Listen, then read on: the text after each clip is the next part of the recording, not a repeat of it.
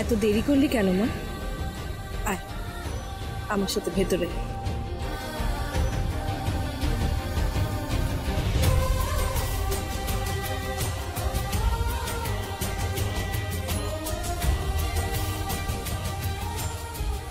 আরে ম্যাডাম যা রেগে গেছিল, আমার তো ভয়ে একেবারে হাত পা ঠান্ডা হয়ে গেছে। ভাবছিলাম এই বুঝি চাকরিটা গেল, শেষে কিনা উঠকো একটা মেয়ের জন্য আমাদের চাকরিটা চলে যেত।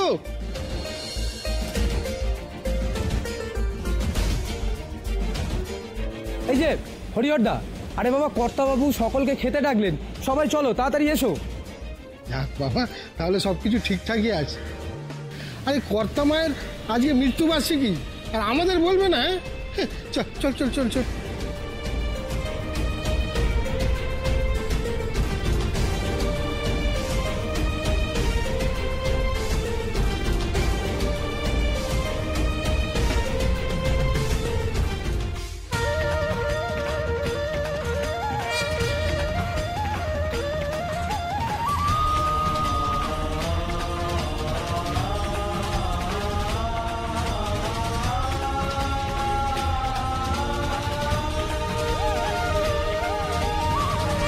এক্সকিউজ মি, বলছিলাম যে লাস্ট ব্যাচ বসে পড়েছে, আপনারা গিয়ে বসে পড়ুন না, সময় নষ্ট না করে প্লিজ। হ্যাঁ হ্যাঁ নিশ্চয়ই নিশ্চয়ই, চল। Thank you thank you. এই দীপু, হ্যাঁ কত আর দৌড়দৌড়ি করবে, একটু ঠান্ডা হয়ে বস না। আর কয়েকজন বাকি চলতে পাঠিয়ে প্লিজ। আরে এক মিনিট।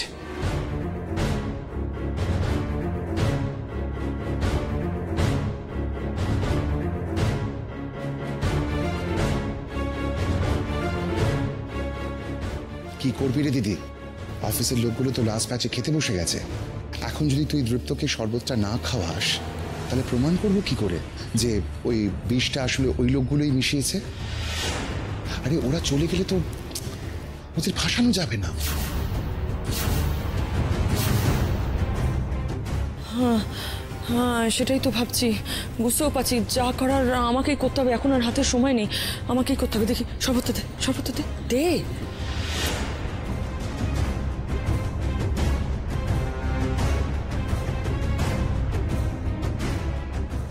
একদম সময় নষ্ট প্লিজ, আপনি যান বসে পড়ুন।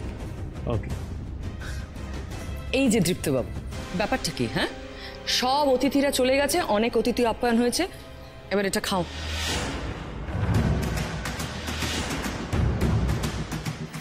আমাকে তুই কিছু কিন্তু বলতে পারবি না দীপু, আমি অলরেডি শরবত মিষ্টি সব খেয়েছি, এবার তোর টার্ন, নে নে। বলছি যে শরবতটা কি খেতেই হবে? ইয়েস, খেতেই হবে। দেখি গলায় ঢাল দেখি। আচ্ছা ঠিক আছে।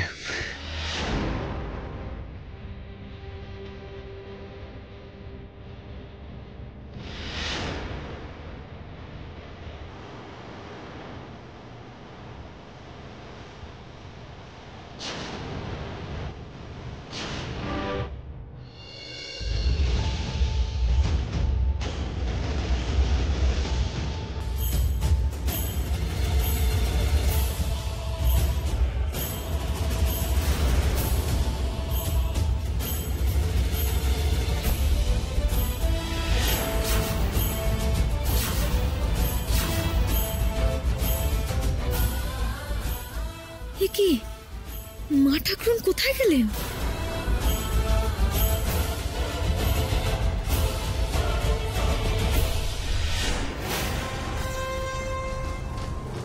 খেয়ে নে দীপু, খেয়ে নে, মুখে দে, এটাই তোর শেষ খাওয়া।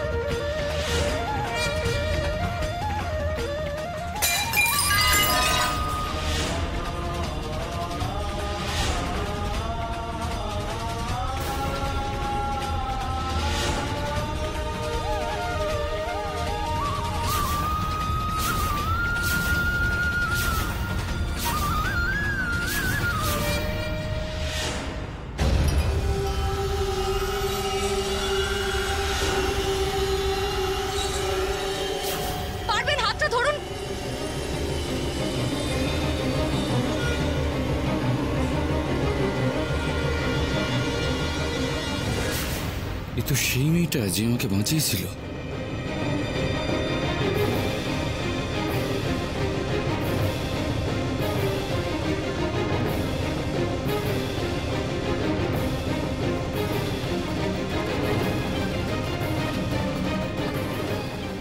বৌমা, এ মেয়ে তো বাড়ির ভেতরে সাহায্য হয়ে গেল।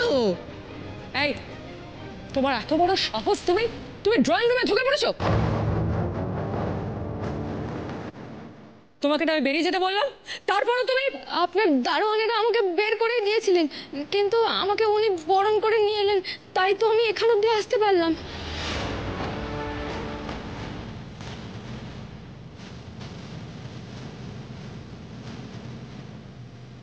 মিথ্যে কথা বলার জায়গা পাচ্ছ না? হ্যাঁ, কে তোমাকে বরণ করে নিয়ে এসছে? ওই যে আপনাদের বাড়ির মা ঠাকুরুন, বেনারসি শাড়ি পরা, গায়ে অনেক গয়না, মুখখানা পুরো মা লক্ষ্মীর মতন।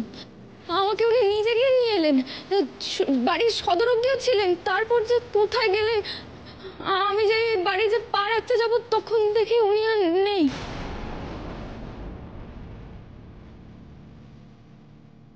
তারপর তারপর কোথায় যে চলে গেলেন।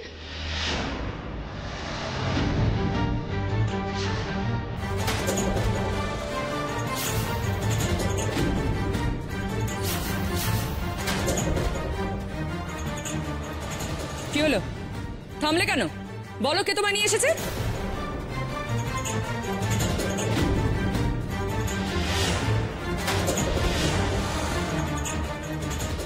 এই মেয়ে, বলতে বলতে থেমে গেলে কেন? বলো, কে তোমায় এখানে নিয়ে এলো? আর তারপর সে গেলই বা কোথায়? চুপ করে আছো কেন? উত্তর দাও। আমি জানতে চাই, আমাদের বাড়ির কার এত কাজের অভাব পড়েছে যে তোমার মতো একটা হাওয়া তাকে বরণ করবে? বলো। আরে উত্তর দাও, কে সে?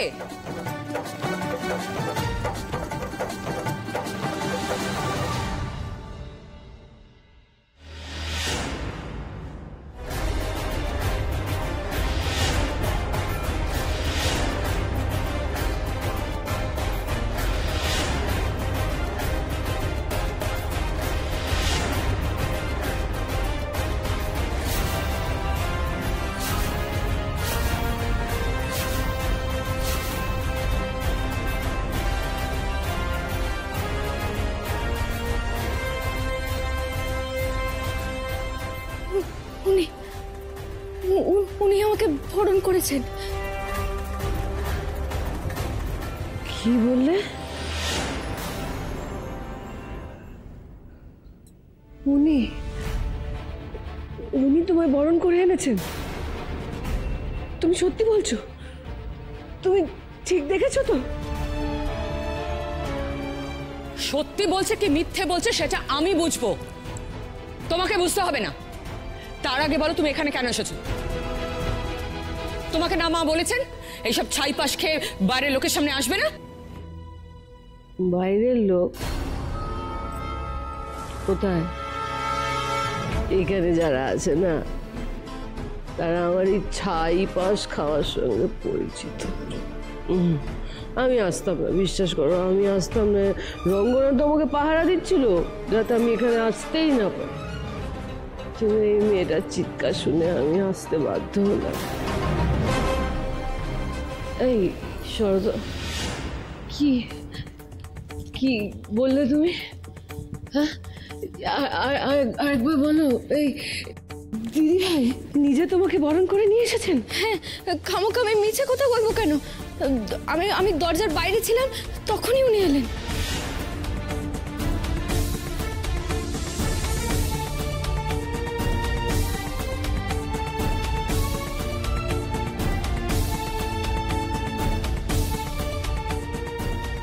কিন্তু কিন্তু ওনার গলায় মালা কেন? সামনে ধূপই জ্বলছে কেন? কারণ উনি অনেক বছর আগে মারা গেছেন, তাই।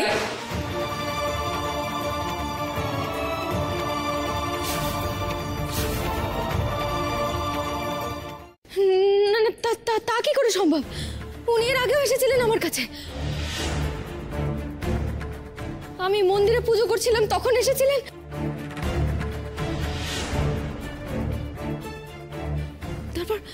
তারপর আরও একদিন এসেছিলেন, আর এই তো সেদিন আগে আমার গায়ে হলুদ দিয়ে গেলেন।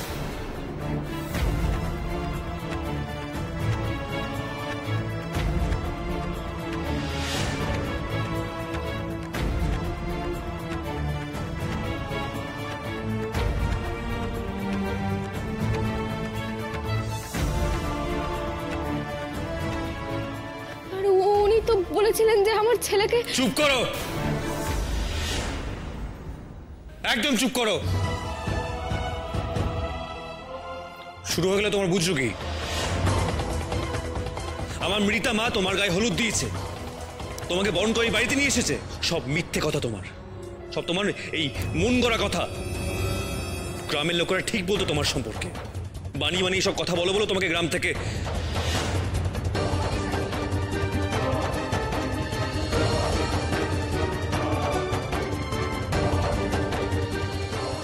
টিপু,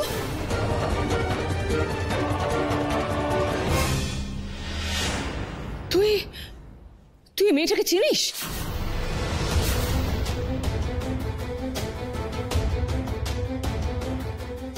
ও গড, কেন আমি রিয়াক্ট করে ফেললাম? এবার আমি মাকে কি জবাব দেব? কি হলো, উত্তর দিচ্ছিস না কেন? এই মেয়েটার ব্যাপারে এতগুলো কথা তুই কি করে জানলি? তুই কি করে ওই পাগল মেয়েটাকে চিনলি? না মানে আসলে মা আমি কেন এমন করছেন আপনি? দয়া করে সবাইকে বলুন না যে আমি পাগল নই। কেউ আমার কথা মানছে না যে আমি আপনার স্ত্রী।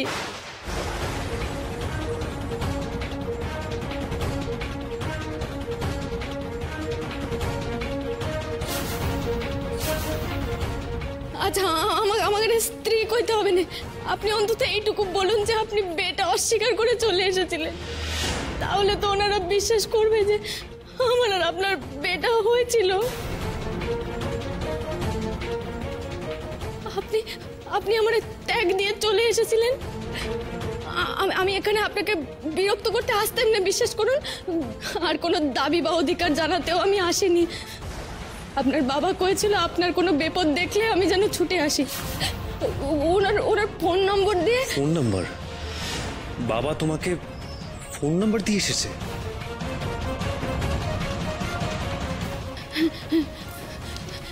এই চৌকো মতো একটা রঙিন কাগজে ওনার নাম আর ফোন নম্বর দিয়েছিলেন আমার।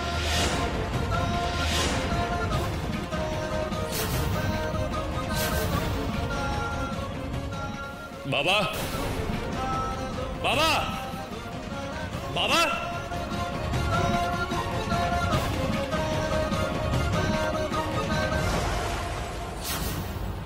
বাবা। টিপু ডাকছে কেন? কি রে, তুই আমায় ডাকছিস কেন? আমি ওই খাবার জায়গায় একটু গিয়েছিলাম। বল। বাবা, তুমি আমাকে আবার ঠকালে। কি বলছিস দীপু? কি করেছি আমি? আবার তুমি জানো তুমি কি করেছো? আবার তুমি কেন বারবার আমার ইমোশনে খেলা করছো বলো তো? আমাকে কষ্ট দিয়ে তোমার ঠিক কি লাভ হয়? দীপু, এমন করে কেন বলছিস? আমি তো কিছু বুঝতে পারছি না। তুমি বুঝতে পারছো না নাকি না বোঝার ভান করছো? বাবা, আমি তোমাকে বারবার বলে এসেছিলাম যে এই বিয়েটা কিন্তু আমি মানি না, আর ওই মেয়েটির সাথে আমি কোনো সম্পর্ক রাখতে চাই না। তারপরে তুমি কেন ওকে কার্ডটা দিয়ে এসেছো? না বলো, চুপ করতে কোনো আনসার মি।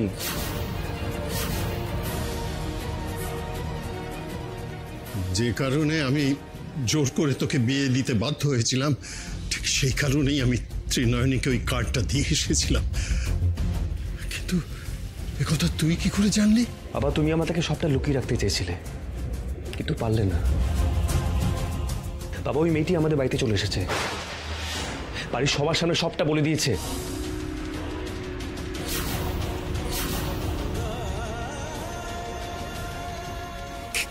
কে এসেছে বলি?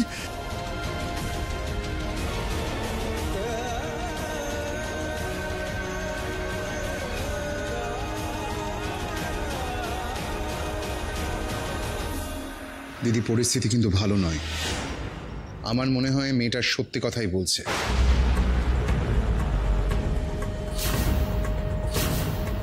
তোর মনে আছে দৃপ্তর অ্যাক্সিডেন্টের সময় ওরা বেশ কিছুদিন আমাদের সঙ্গে কোনো যোগাযোগ রাখেনি? ইনফ্যাক্ট তুই যখন দৃপ্তকে ফোন করতিস হয় ওর ফোন বন্ধ পেতিস, নাহলে ও ধরতো না। জামাইবাবু তো ফোন করে দায়সারাভাবে কথা বলে ফোন কেটে দিত। আমার ধারণা ঠিক এই সময় বিয়েটা হয়েছে। আর তোর এটাও নিশ্চয়ই মনে আছে যে দৃপ্ত বাড়ি ফেরার পর তোকে কিরম করে অ্যাভয়েড করে চলতো, তোকে এড়িয়ে যেত, তোর কাছে কথা লুকোতো। আমার মনে হয় এই বিয়ের কথাটাই ও লুকোচ্ছিল। নাহলে তুই বল না, দৃপ্ত মেয়েটাকে চিনল কি করে? আর জোর গলায় কেনই বা বলতে পারলো না যে মেয়েটাকে ও আসলে বিয়ে করেনি? হ্যাঁ, আমি আমি আমি কিছু ভাবতে পারছি না বিকি, আমি আমি জাস্ট ভাবতে পারছি না। আরে আর ভাববার মতো সময়ও নেই। জামাইবাবু যদি একবার এখানে এসে পড়ে এবং এসে যদি মেয়েটাকে অ্যাকসেপ্ট করে নয় যে দৃপ্তর ও বউ, তাহলে তো ব্যাস হয়ে গেল। এখন সময় বুঝে মেয়েটাকে ঘাড় ধাক্কা দিয়ে বার করে দে, এটাই একমাত্র সুযোগ দিদি। ইয়েস, আমি মেয়েটাকে এক্ষুনি ঘাড় ধাক্কা দিয়ে বার করে দেবো, এক্ষুনি বার করে দেবো। এই এই মেয়ে, হয়ে গেছে তোমার মিথ্যে কথা বলো? হ্যাঁ হয়ে গেছে না? বেরো বেরো বেরো বেরো, কোনো কথা না, বেরো বেরো বলছি। না না, আমি মিথ্যে কথা কইছি না, সত্যি আমাকে উনি বরণ করে নিয়ে এসেছেন। কিন্তু উনি মারা গেছেন শুনে আমার বিশ্বাস হচ্ছে না, আমি তো অবাক হয়ে যাচ্ছি। আমি বুঝতে পারছি না যে এটা কি করে হতে পারে। ধরা পড়ে গিয়ে এখন কথা ঘোরাচ্ছ না? জোচ্চোর মেয়ে কোথাকার। দিদি, তুই ওর সঙ্গে সময় নষ্ট করিস না কথা বলে, ওকে এক্ষুনি বার করে দে। এই চল, কম বেরো বলছি।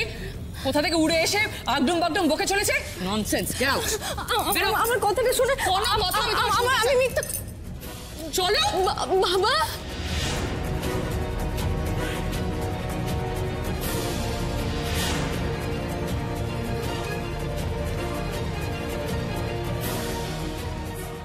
বাবা, আরে বাবা,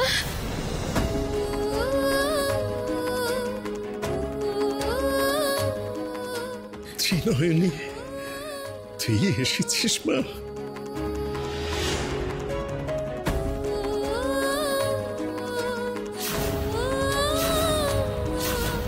প্রভু, তুইও এই মেয়েটাকে চিনিস?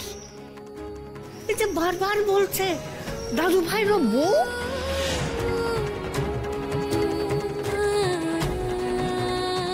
আমি তো কিছু বুঝতে পারছি না, কে মেয়েটা? আমি বলছি, আমি বললে সবটা তোমার কাছে পরিষ্কার হবে। এই মেয়েটির নাম ত্রিনয়নী।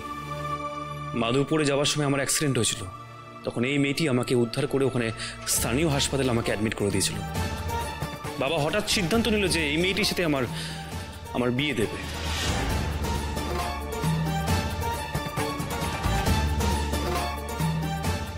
আমি বিয়েতে রাজি না হওয়ায় বাবা মিথ্যে মিথ্যে শরীর খারাপের ভান করে আমাকে দুর্বল করে দেয়। আমাকে কথা দিয়ে নেয় যেন আমি এই মেয়েটিকে বিয়ে করি।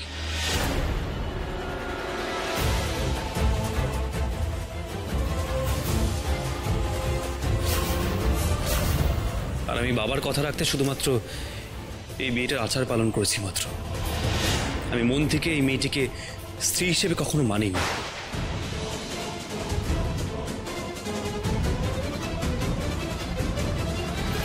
আর যেহেতু আমি বিয়েটা অস্বীকার করে চলে এসেছি, তাই বাবা আমার স্ত্রীর নামের সমস্ত সম্পত্তি উইল করে দেয়।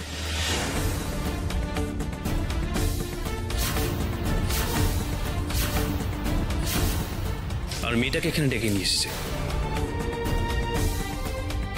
আশা করি সবার কাছে এবার সবটা ক্লিয়ার হয়েছে।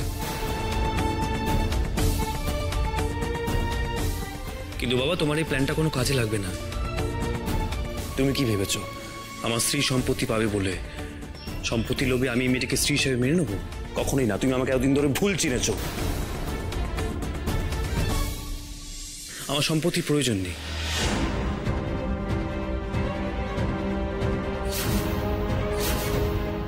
আর এই মেয়েটি এতদূর থেকে সম্পত্তি লোভে এখানে এসেছে তো বেশ, আমি এই মেয়েটিকে হতাশ করবো না।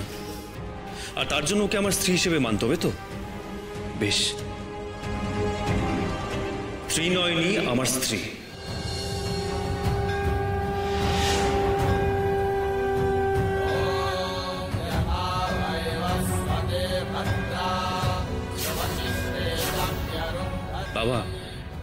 এবার তুমি তোমার উইল ওর হাতে তুলে দাও। আমার কোনো সম্পত্তি প্রয়োজন নেই, কিচ্ছু দরকার নেই, তুমি সব ওকে দিয়ে দাও। সত্যি বলছি, আমার কিচ্ছু প্রয়োজন নেই।